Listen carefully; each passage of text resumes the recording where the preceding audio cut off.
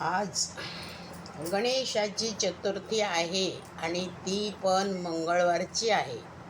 म्हणजे आजच्या चतुर्थीला अंगारिका चतुर्थी म्हणतात. तसा मंगळवार हा गणेशाचा वारही आहे. म्हणजे असा आज छान योग आहे आणि त्या निमित्ताने आज गणेशाबद्दल काहीतरी बोलावं म्हणून आज प्रथम अध्यायातली मंगलाचरणाची ओवी आपण काय आपल्याला उपदेश करते ते आपण बघू. श्री गणेशाय नमः. श्री सरस्वते नमः. श्री गुरुचरणरविंदाभ्यो नमः. ओम नमो जी आद्या वेद प्रतिपाद्या जय जय सस्व्याद्यात्मरूपा.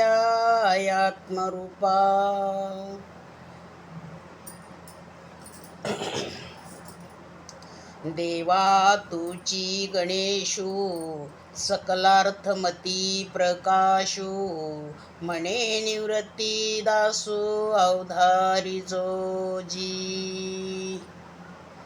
बघा, ह्या दोन ओव्यामधला आपण भाव बघू की ज्ञानेश्वर महाराजाने हे सुंदर इथं भगवंताचं दर्शन आपल्याला घडवलं. प्रथम मंगलचरणामध्ये ओम नमोजी अध्याय म्हणजे ते स्वतः म्हणते काही ओम काय आहे तर हे आद्य असणारं सर्व विश्वाचं दैवत आहे आणि ते आद्य आहे म्हणजे अनादिकालापासून आहे. त्याला असं तुम्ही ठरू शकत नाही का ह्या दिवसाचं ह्या तिथीचं. ते अनादि असणारं आद्य सर्वांच्या आधीचं आणि वेद प्रतिपाद्याय म्हणजे वेदांना सुद्धा त्याला प्रतिपाद्याय म्हणजे वेदांना सुद्धा प्रमाण दिलं की हे आधी असणारं आहे. वेदाच्याही पहिलं वेदाच्याही आधीच असणारं. मग जे जे संस्वेद्याय म्हणजे त्या स्वरूपाचं आपल्याला कसं ज्ञान झालं पाहिजे का जय जय संस्वेद्याय आत्मरूपा. जिथे जिथे जाणणेपणा आहे तेथे तेथे आत्मस्वरूप आहे असं लक्षात आलं पाहिजे. मग संस्वेद्याय म्हणजे जाणणारा परमात्मा तो काय आहे तर आत्मा आहे. आणि तो आत्माच कोण आहे तर मग देवा तुची गणेशू सकलार्थमती प्रकाशू म्हणे निवृत्ती दासू अवधारी जो जी. ज्ञानेश्वर महाराज म्हणतात की माझ्या श्रीगुरूने मला असा उपदेश केला की देवा तूची गणेशू. कोण गणेश आहे तर देव कोण आहे तर गणेश आहे. गणेश कोण आहे तर तो आत्मा आहे आणि तो सर्वांच्या आद्य असणारा पहिला आहे. म्हणून त्याला आम्ही प्रथम मान देतो. का प्रथम मान द्यायचा का त्याला प्रार्थना करून आपण कोणत्याही कार्याला सुरुवात करायची. कारण की जर आत्माच नसेल तर सर्व जड होईल. म्हणून आत्माच एकमेव चैतन्य आहे आणि त्याच्या चैतन्य शक्तीनं ह्या जड वस्तू सुद्धा आपल्याला चैतन्य भासतात. असं त्या चैतन्याचं महत्त्व आहे. म्हणून गणेशाचं प्रथम पूजन केलं पाहिजे कारण की गणेश हा सर्वांचा आत्मा आहे.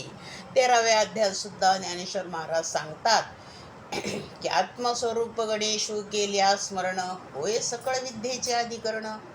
आत्मस्वरूप गणेश आहे तर सगळ्या विद्याचं आपल्याला काय होतं अवलोकन करता येतं. जर आत्माच नसेल तर काय करणार. म्हणून आत्मा एवढा महत्त्वाचा आहे की तो सर्वांच्या हृदयात आहे. असा असणारा आत्मा हा देव गणेश आहे. मग तो गणेश सर्वांच्या हृदयात आहे म्हणून त्याची प्रथम वंदना केली पाहिजे. आणि गणेश हा आपला सर्व कार्यात सर्व मंगल आहे. सर्व मंगल मांगल्ये शिवे सर्वार्थ साधिके शरण्ये त्र्यंबके गौरी नारायणी नमस्तुते. कारण की ह्या आदिमाया शक्तीमुळंच आपल्याला ह्या गणेशाच्या स्वरूपाचं ज्ञान आणि दर्शन झालं. जर ती आदिमाया शक्ती नसते तर आपल्याला हे दर्शनही झालं नसतं आणि हा एवढा मोठा लाभही झाला नसता. कारण की आत्मा राहण्याला ठिकाण सुद्धा कसं असावं लागतं? शक्तीचं आधी. म्हणजे आत्म्याला अधिष्ठान कोणाचं आहे? शक्तीचं आहे. आणि शक्तीला अधिष्ठान कोणाचं आहे? तर आत्म्याचं आहे. मग आपण इतिहासात वर्णन ऐकतो की पार्वती मातेनं गणपतीला निर्माण केलं, अंगावरला सर्व मळ काढून. असा गणपती तिने घडवला आणि त्याच्यात तिनं चैतन्य प्रगट केलं. म्हणजे बघा, त्या आदिमाया शक्तीला चैतन्य प्रगट करण्याचं सामर्थ्य आहे. तिच्या सामर्थ्याने चैतन्य प्रगट झालं. ती म्हटली की चैतन्य प्रगट होतं आणि ती म्हटली की चैतन्य लोप पावतं. एवढा तिचा अधिकार आहे. मग ती आदिमाया शक्ती आपल्याला कळाली पाहिजे. काय आहे आदिमाया शक्ती? तीच बघा, अमृतानुभवात सुद्धा ज्ञानेश्वर महाराज सांगतात की शिव आणि शक्ती हे नित्य आहे, अनादिकालाचं तत्व आहे. मग शिवही अनादी आहे आणि शक्तीही अनादी आहे. आणि शिव आणि शक्ती हे दोन नाहीत, एकच आहे. शिवच शक्ती होते आणि शक्तीच शिव होते, असं त्या तिथं वर्णन आलेलं आहे. प्रथम प्रकरणात आहे ते. म्हणून आपल्याला आता गणेशाबद्दल कसं वाटतं? आपल्याला गणेश म्हणजे काय आहे? फक्त मर्यादित मूर्तीपुरता नाही. मूर्तीपुरता मर्यादित नाही, तो व्यापक आहे, सर्वत्र आहे. आणि सर्व, आता बघा, थोडासा विचार करा. शरीरामध्ये सगळ्या तत्वात श्रेष्ठ तत्व काय आहे? तर आत्मतत्व आहे. बाकी सगळेच तत्व श्रेष्ठ आहे, पण आपल्या आपल्या जाग्यावर. पण आत्मा मात्र सर्वत्र आहे. कसा आहे आत्मा? सर्वत्र आहे. मग तो गणेशाचं सामर्थ्य कसं आहे? सर्वत्र आहे. म्हणजे नखापासून तर केसापर्यंत व्यापक सर्व शरीरात आहे. नाहीतर बाकीचे इंद्रिय आपल्या आपल्या मर्यादित आहे, प्राण मर्यादित आहे, अंतःकरण मर्यादित आहे. पण आत्मा मात्र अमर्याद असं असणारं परमतत्व आहे. आणि हे आपल्या सर्वांचं आद्य दैवत आहे. कोण नाही की गणेशाला तो भजत नाही. कारण की गणेशाला न भजणारा माणूस मूर्ख आहे. कारण की अरे तेच तुझं मुख्य स्वरूप आहे. म्हणून आत्मस्वरूपा, कुठं ओवी कुठं थांबते पहिली? ओम नमो जी अध्याय वेद प्रतिपाध्याय जय जय ससय अध्याय आत्मरूपा. कुठं थांबली ओवी? आत्मरूपा. आत्माच देव आहे हे लक्षात घेण्यासाठी इथं सुद्धा ज्ञानेश्वर महाराजांनी आपल्याला स्पष्ट उपदेश केलेला आहे. मग त्याच आत्म्याला तुम्ही ठरवा, देवा तूची गणेशू, म्हणा त्याला गणेश, पण लक्षात घेऊन म्हणा आत्मा हाच गणेश आहे, असं लक्षात घेऊन त्याला गणेश म्हणा. त्याला अनेक देवी देवतांचे नावं द्या, काय अडचण नाही. कृष्ण म्हणा, राम म्हणा. हृदयामध्ये असता रामू, सकळ सुखाचा रामू, भ्रांता शिकामू विषयावरी. भ्रांत झालेले जीवे महाराज. म्हणून सर्व भ्रांत जीवाला नेमका देव कुठं आहे हे कळेना. आणि देव देव देव देव करण्यात एवढे व्यस्त आहे लोक. परेशान आहे. प्रत्येकाला सुखाची अपेक्षा आहे, पण सुख नेमकं कुठं आहे हे शोधता येईना. मुर्गासारखी अवस्था झाली. मुर्गाला कस्तुरीचा गंध तर येतो, पण कुठून येतो म्हणून ते इकडंच तोंड करून फिरत राहतो. पण त्याच्याच नाभीत मुर्गा आहे असं त्याला कळत नाही. तशी हा सर्व मनुष्य देहातल्या जीवाची स्थिती झालेली आहे.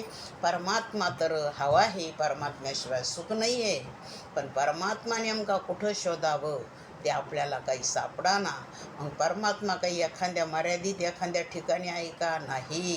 ज्ञानेश्वर महाराज आपल्याला पुढे आणखी एक ओवी सांगतात. परमात्म्याबद्दल बोलतात. कसा आहे परमात्मा वस्तू? तर ज्ञानेश्वरीच्या दुसऱ्या अध्यायामध्ये 16 क्रमांकाचा श्लोक आहे आणि त्यातली ती ओवी आहे. ह्या उपाधी माझी गुप्त, चैतन्याशे सर्वगत, ते तत्वज्ञे संत स्वीकारितात. संतांना बघा त्या तत्वाचा स्वीकार केला आणि आपल्याला त्यांनी ते शिकवलं, पण आपण ते लक्षातच घेत नाही.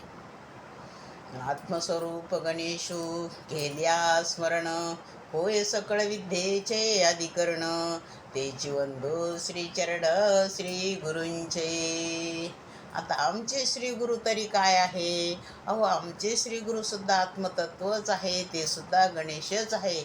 इतका आपल्याला आपल्या श्री गुरुबद्दल महत्त्व वाटावा. गणेशाप्रमाणे आपल्या गुरुला पूजल्या गेलं पाहिजे. गणेशाप्रमाणे आपल्या गुरुला प्रत्येक क्षणाला आठवीत राहिलं पाहिजे. म्हणजे इतकं आपलं गुरुचं सुद्धा वर्चस्व आहे. म्हणून गुरु सुद्धा आपल्याला आत्मस्वरूपाप्रमाणे महत्त्वाचे वाटले पाहिजे. चला, आजची झालेली सेवा इथं थांबू आपण.